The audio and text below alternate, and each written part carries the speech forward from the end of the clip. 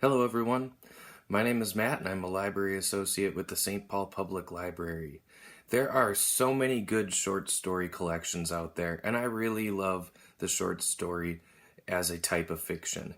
For one, sometimes I have a lack of attention span and I don't have time for a really long story, so it's really nice to be able to read something short that I can read in a half hour that will give me something interesting to think about. The other great thing about short stories is that you can get a really good sense of what an author is like without having to commit a lot of reading time to reading one book that tells one story. You get many different stories so that you can see the range and skill of an author and all of the ideas that they have. So I have a couple great short story titles for you today that I'd like to talk about, and I hope that you will enjoy them. So let's get started. The first book I'd like to tell you about is Dangerous Laughter by Stephen Millhauser. Stephen Millhauser is probably most famous for writing a short story called Eisenheim the Illusionist in another collection, which was adapted in 2006 into a film starring Edward Norton. So if you enjoyed that film, you will enjoy this collection, which has a lot of the similar themes and tone. The first story in this collection is a rather interesting one that is called Cat and Mouse, and it is quite literally an episode of Tom and Jerry. You have all of these little vignettes where a cat is trying to catch a mouse, and a mouse is just trying to get the cheese. And of course, the mouse outwits the cat every single time. Interspersed with all these vignettes are these kind of existential ruminations on the conditions of the mouse and the cat. The mouse knows he has to be more clever than the cat because he doesn't have any opportunity to fail. The first time he fails, the cat will catch him.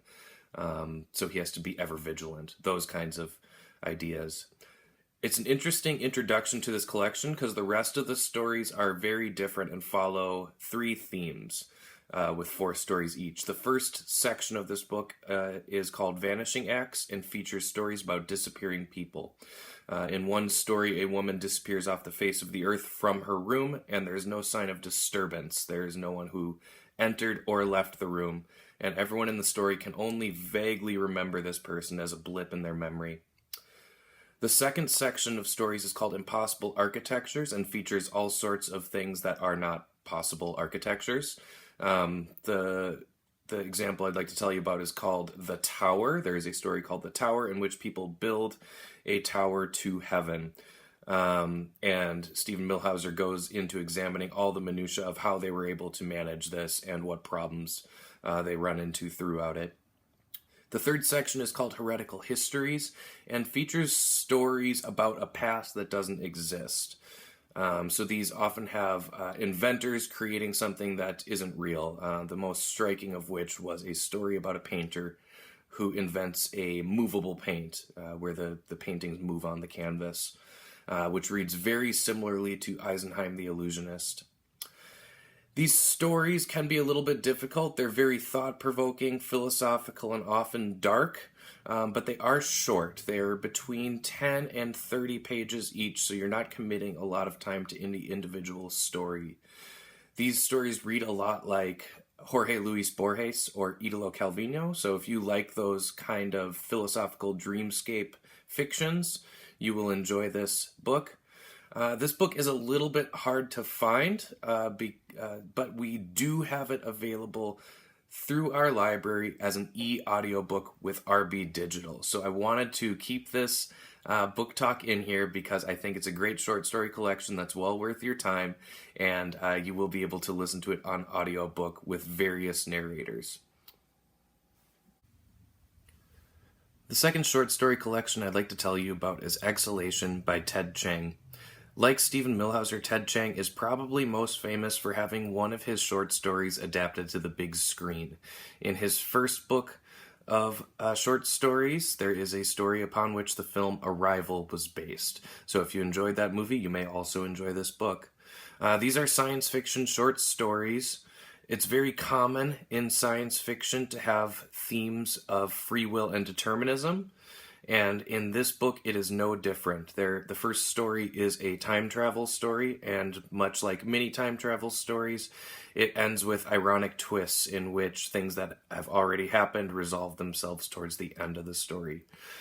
There is a story that is very short about a device called a predictor, in which it's just a small handheld device like a remote control.